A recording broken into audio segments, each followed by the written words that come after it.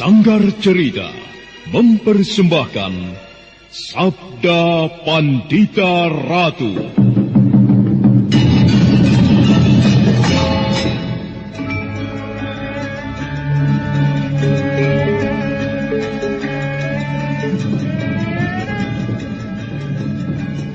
Aneh, kemana larinya orang berjubah merah itu tadi? Sungguh luar biasa, sangat gesit gerakannya. Mestinya aku bisa mengejarnya. Akan tetapi, orang berjubah merah itu tiba-tiba lenyap. Tidak banyak orang yang mampu menghilang dalam ajian pengimunan. Orang itu menghilang. Nampaknya orang itu memang dengan sengaja memancingku kemari. Lalu, apa maksudnya? Apa maksudnya?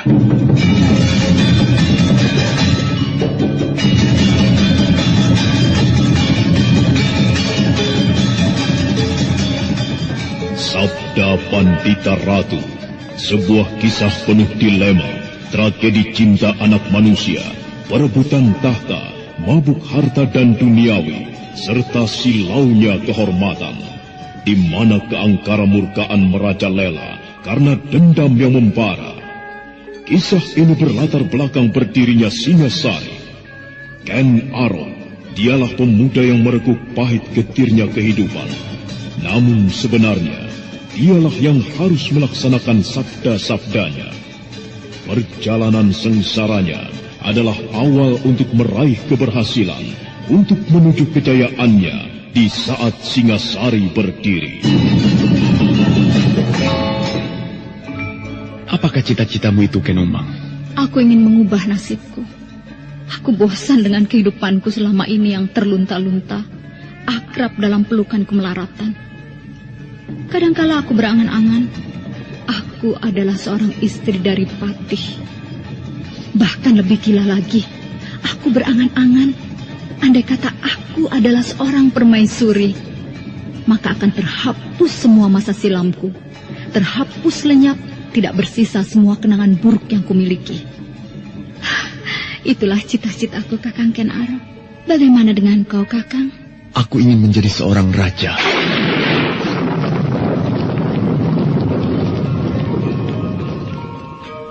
Sabda Pandita Ratu.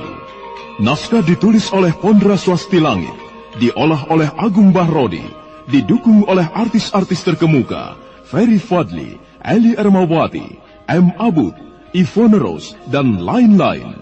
Teknik dan montase Ibing Arifin, dengan sutradara Dian Pertiwi. Sabda Pandita Ratu. Kali ini dalam episode ke-17 dengan judul Melacak Dunia Muksa.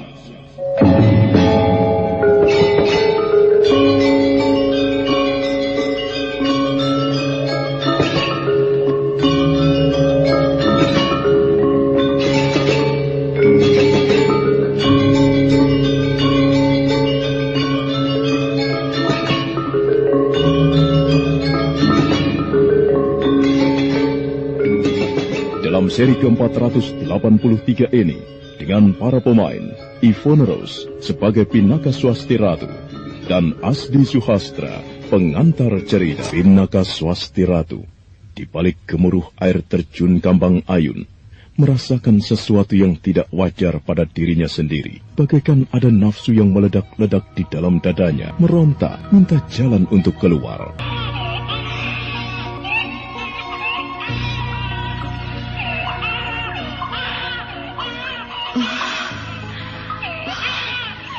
Anakku menangis.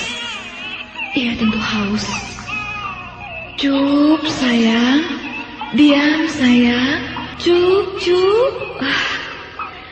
Ia menyerap saripati di tubuhku dengan lahap sekali.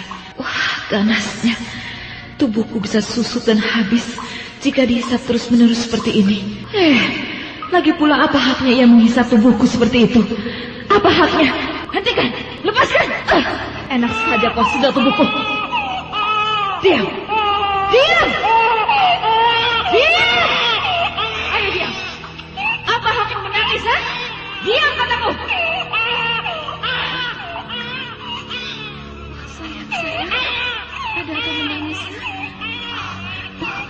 Kasihan. Kau haus? Apa yang baru saja ibu lakukan kepadamu, Parameswara? Diam, sayang. Kau haus ya? Menyusulah. Jup, sayang. Jagat Dewa Batara, kenapa denganku? Mengapa bisa melintas pikiran yang aneh itu di dadaku? Parameswara anakku, maafkan ibumu, sayang. Maafkan ibu, Cah Bagus.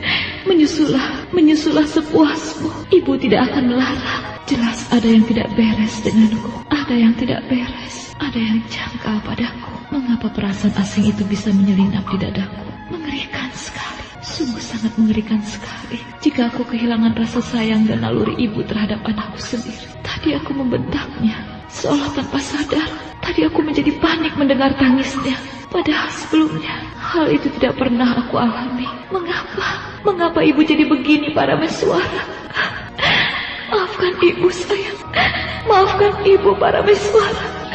Tadi ibu telah kasar kepadamu. Ibu tidak sadar sama sekali dengan apa yang ibu lakukan. Maafkan ibu, Cah Bagus. Maafkan ibu. Parameswara tidur lelap, pipinya yang montok dan menggemaskan, mengundang siapapun ingin menciuminya. Pinaka mendekap bayi itu seolah takut dirampas oleh orang lain. Dalam buayan udara yang sejuk, Pinaka kemudian tertidur pula. Tetapi ada seekor semut yang nakal. Semut itu merayap melalui kakinya dan kemudian menggigit pahanya.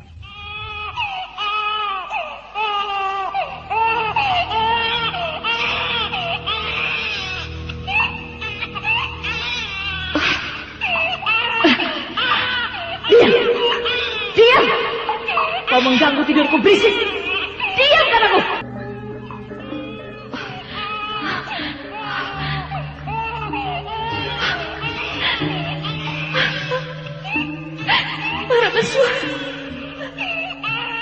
Parameswara anakku sayang.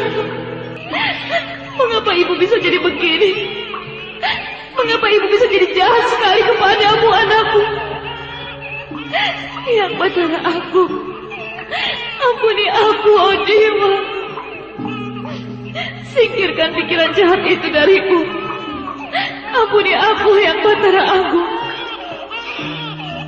Parameswara anakku, Gen. Maafkan ibu, Leh. Ibu jahat. Ibu telah jahat kepadamu, Leh. Maafkan ibu, sayang. Dengan penuh sesal Pinaka memeluk bayinya. Semut yang menyebabkan bayi itu dibunuhnya dengan ganas, diremas-remasnya hingga lumat. Parameswara bagai mengerti dengan apa yang dihadapi ibunya. Dia kemudian tidak menangis lagi, dan bahkan tanpa menyusu, bayi itu kembali lelap dalam tidurnya. Perlahan Pinaka meletakkan Parameswara pada lambaran kain. Pinaka kemudian melangkah mundur mengambil jarak, mengamati bayi itu dari kejauhan. Aku harus yakin bahwa memang ada sesuatu yang tidak beres denganku. Jika begini caranya, aku bisa menjadi pembunuh atas anakku sendiri tanpa aku sadari. Jika hal itu terjadi, maka aku akan menyesalinya seumur hidupku. Aku ingin tahu apa sebenarnya yang aku alami. Mengapa aku bisa kehilangan kendali seperti itu? Pinaka Swasti Ratu melangkah, kembali mendekati bayinya.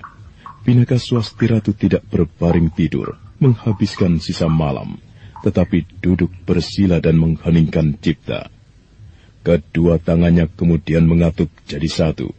Sementara waktu terus bergerak, di luar goa, bulan sehari menjelang purnama telah doyong sekali ke arah barat, untuk kemudian akan digantikan oleh matahari yang menyembul di langit timur. Andai kata saja ada yang memberitahu Pinaka bahwa apa yang dialaminya ada hubungannya dengan bulan, terlebih-lebih dengan purnama. Rupanya hari telah siang. Ruangan di dalam gua ini kembali menjadi terang temaram. Masih tidur kau, Parameswara? Lelap sekali tidurmu. Kasihan, semalam aku telah berperilaku seolah aku ini bukan ibunya. Ibu telah membentakmu, sayang. Padahal ibu tidak berhak membentakmu. Kaulah yang seharusnya membentak ibu. menjewer kuping ibu, memarahi ibu. Pinaka meraih bayinya. Parameswara terbangun. Kau mau bilang apa? Kau mau bilang apa? Bilang ibu jahat? Tidak lagi, sayang. Ibu tidak akan membiarkan perilaku jahat itu mengendap di dada ibu. Ibu akan mengusirnya jauh-jauh. Ayo, ibu mandikan ya. Baumu kecut sekali.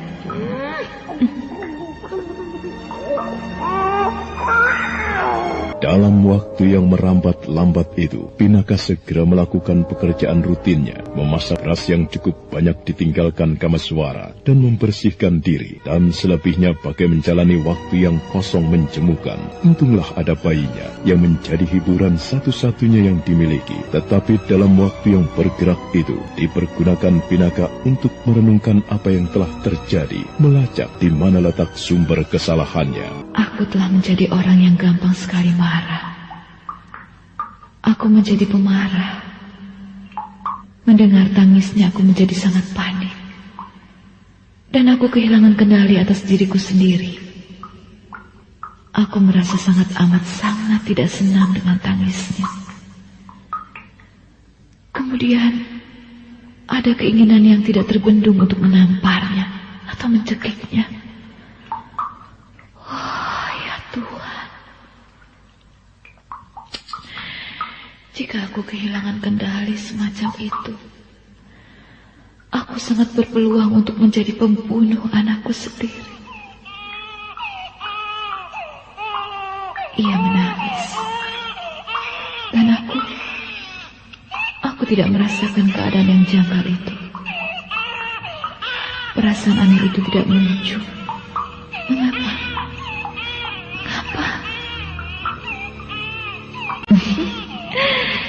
Cup sayang, cup. Oh, jangan menangis ya. Kau haus? Iya. Ayo, minumlah sepuasmu. Minum sayang. Ayo.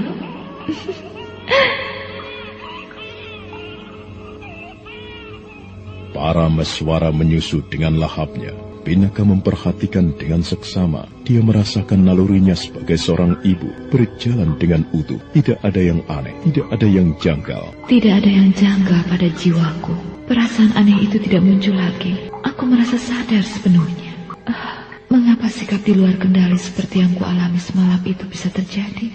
Apakah karena aku merasa sangat tertekan berada di tempat yang terkukung ini? Dan sebagai pengejauhan tahannya adalah apa yang kemudian aku lakukan? Rasanya tidak. Ya, tidak. Aku tidak merasa tertekan. Aku penuhi perintah Kameswara untuk tetap berada di sini dengan ikhlas. Karena aku tahu itu semua demi keselamatan anakku sendiri. Jika demikian, apa yang tidak beres denganku? Mengapa aku bisa kehilangan kendali? Aku bisa membunuhnya tanpa aku sadari. Apa yang harus aku lakukan? Kameswara, kau sendiri, apa yang kau lakukan? Lama kau tinggalkan aku di sini, kau belum juga kembali. Sang waktu terus bergerak, mengantarkan semua kehidupan ke arah masa di depan, meninggalkan masa silam semakin jauh di belakang.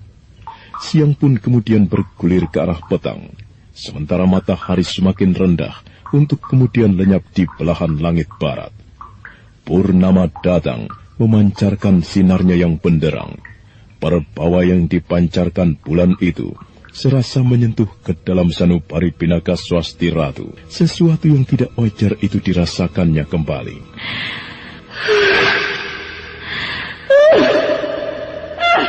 Kenapa denganku?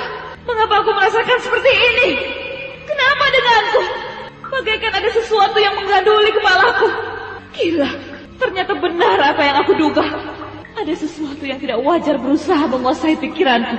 Ke barat. Bagaimana aku bisa seperti ini? Bagaimana aku bisa seperti ini? Aku harus melawan. Aku harus melawan. Purnama di luar air terjun nampak memanjat semakin tinggi. Pinaka tidak menyadari bahwa pengaruh jahat itu berkaitan dengan cahayanya yang terang benderang. Pinaka yang masih cukup sadar segera duduk bersila. Kedua tangannya saling bertaut di depan dada, bagaikan orang tengah menembah. Aku tidak mau larut oleh keadaan aneh ini. Aku harus menguasai diri. Aku tidak boleh larut dan kehilangan kendali. Kuasai dirimu, Pinaka. Ayo, kuasailah dirimu. Kau bisa membahayakan anakmu. Ingatlah itu, Pinaka. Jika kau kehilangan kendali, kau bahkan akan sanggup membunuh anakmu. Kau akan menyesal seumur hidupmu. Ayo, Pinaka, kuasai dirimu. Pikiran-pikiran aneh yang tidak diketahui dari mana asalnya itu, Gai berusaha mencengkram Pinaka dengan sekuat tenaganya. Tetapi Pinaka tidak mau mengalah begitu saja. Dengan segenap nalar dan budinya, dia mencoba melawan. Aku tidak suka dengan celotehnya. Aku tidak suka. Aku tidak suka mendengar celotehnya. Akan aku bungkam mulutnya. Tidak, jangan lakukan itu. Aku tidak boleh melakukan itu. Aku tidak boleh melakukannya. Celotehnya itu aku tidak suka. Risih telingaku. Biarkan. Jangan usik dia, Pinaka. Jangan usik ketenangan anakmu. Biarkan. Risih. Telingaku risih.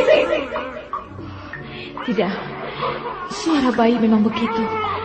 Telinga kita tidak boleh risih. Kita tidak boleh berbuat jahat kepadanya. Ia anakku. Aku harus melindunginya.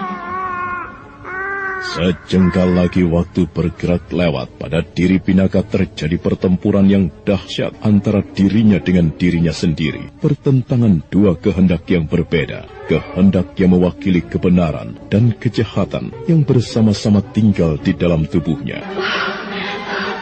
Aku tidak boleh menjelatai anakku. Lebih baik aku nimpahkan pada yang lain.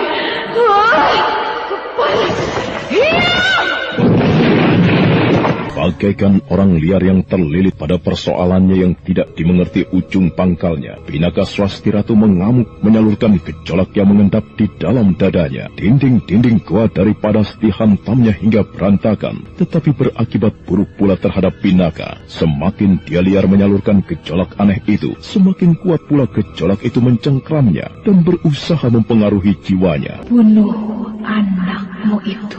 Bunuh dia. Tidak, aku tidak mau melakukan. Kau tidak bisa menolak. Kaulah kepanjangan tanganku. Kau tidak bisa menghindari kehendakku. Bersetan denganmu, Uma Durga. Jangan pengaruhi aku dengan cara yang kecil itu. Aku ibunya. Aku tidak akan membunuhnya. Ayo, kemari kau Durga. Aku yang ingin mengusat kulitmu ke parat. Kau tidak bisa menghindari takdirmu, perempuan sombong. Kau harus menjadi kaki tanganku. Bunuh anak itu. Cepat lakukan. Tidak, aku tidak mau ke parat. Pengaruh jahat yang tidak diketahui dari mana asalnya itu membuat Pinaka semakin liar. Dia mengamuk bagaikan singa kehilangan anaknya. Suara gemuruh dinding-dinding padas yang terhantam oleh ayunan tangannya justru membuat anaknya jadi menangis.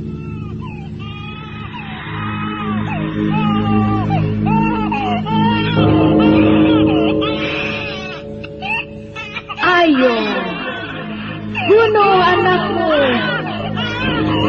Diam. Ayo diamlah. Diam, kataku. Tutup mulutmu. Jangan menangis. Jangan menangis. Aku bunuh kau. Kenapa jadi begini? Mengapa seperti ini yang harus aku alami? Yang Batara aku. Aku tidak kuat, Yang Batara aku. Ampuni aku. Ampuni aku. Aku tidak tahan lagi.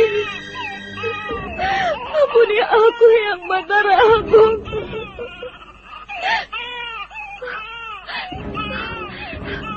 Diam! Jangan menangis kamu. Jangan menangis. Aku tidak senang. Bunuh bayi itu. Sudah waktunya kau bunuh bayi itu. Cepat lakukan, Swasti Ratu. Sebenarnya lah, waktu telah merambat semakin ke tengah malam. Bulan memanjat semakin tinggi hingga kemudian telah berada di tengah-tengah langit. Titisan Uma Durga nampaknya menggunakan kekuatan Dewi Malam itu untuk mempertajam pengaruhnya pada Pinaka. Hingga kemudian betapa terperanjatnya Pinaka melihat ada sesuatu yang muncul dan menyakiti telapak tangan kirinya. Anakku, maafkan ibumu, nak.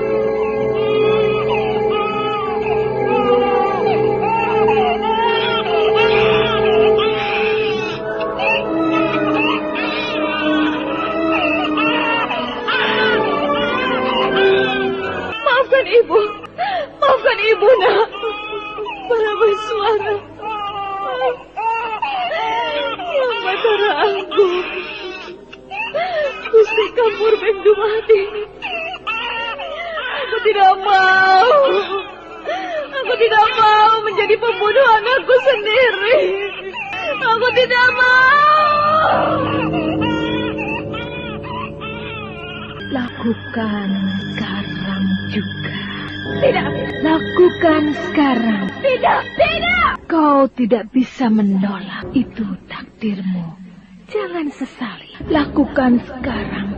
Bunuh anak itu. Bunuh dia. Jangan paksa aku. Aku tidak mau. Tidak. Bunuh anakmu. Ayo bunuh anakmu. Lakukan sekarang. Kau tidak punya pilihan lain. Takdir telah mencengkram Pinaka dengan ganas. Simbol Trinetra telah muncul di telapak tangan kirinya, menggerataki cara berpikirnya, menghancurkan kesadarannya. Beberapa saat lamanya, Pinaka nampak berjuang untuk menguasai diri. Tetapi semakin lama kekuatan jahat itu semakin mencengkramnya, menghapus sama sekali pikiran waras yang ada. Swasti Ratu berdiri, matanya telah berubah merah, pandangannya liar. Dengan langkah pasti, dia menuju ke arah bayinya yang tergeletak di atas tumpukan pakaiannya. Bunuhku. Tidak senang dengan suara tangismu. Karena itu aku bunuh kau.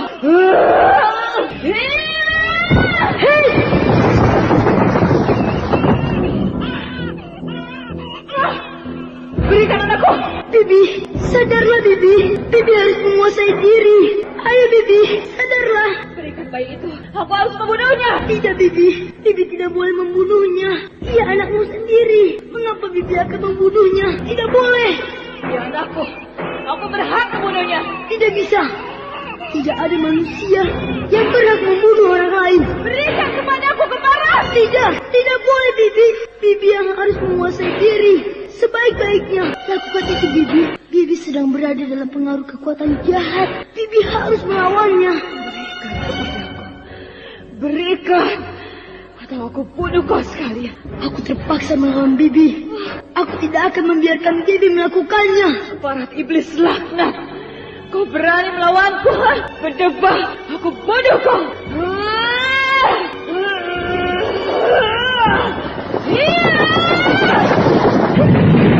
Aku lumatkan kau. Maaf Bibi, aku masih belum lumat. Kurang ajar. Berikan dia. Berikan anakku. Berikan anakku cepat.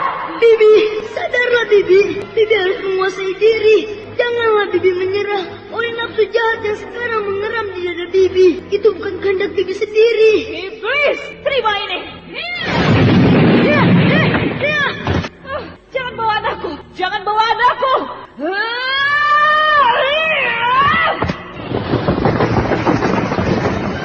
Diamlah adik-adik. Jangan menangis. Kalau kau menangis, kita akan ketahuan bersembunyi di sini. Kalau kau haus, tahan dulu ya. Aku berharap besok pagi ketika matahari terbit, ibumu yang sedang liar itu kembali pulih kesadarannya. Pada saat itu, kau boleh menyusul lagi. Tahan dulu ya adik bayi. Bocah aneh yang menyelamatkan Parameswara dari amukan amarah ibunya itu adalah Badrawati. Berhari-hari dia telah menempuh perjalanan setelah bertemu dengan Kameswara di Palwasambu. Pada saat yang gawat dia telah berhasil menyelamatkan Parameswara. Dan aneh, bagaikan ada hubungan batin, bayi itu seperti mengerti apa yang dikehendaki oleh Badrawati. Ternyata tidak salah lagi adik bayi. Ada Raja Kalacakra di tangan kananmu. Aku juga memilikinya. Artinya, aku harus membantumu, menemanimu, dan memberikan perlindungan kepadamu sampai kau beranjak dewasa dan mampu menghadapi titisan Durga itu sendiri. Jangan cemas adik bayi, ada aku yang akan menjagamu. Kalau bisa, sebaiknya tidurlah. Badrawati adalah bocah yang aneh, karena raja yang berada di dalam dirinya itulah dia menjadi seorang bocah yang pilih tanding. Badrawati duduk bersila, Parameswara berada di dalam pangkuannya. Sesaat bocah itu mengheningkan cipta, makin lama bayangan tubuhnya makin kabur, dan kemudian lenyap bersama bayi yang di pangkunya. Saudara pendengar, untuk mengetahui jawabannya, ikutilah kelanjutan kisah ini dalam seri berikutnya. Sampai jumpa.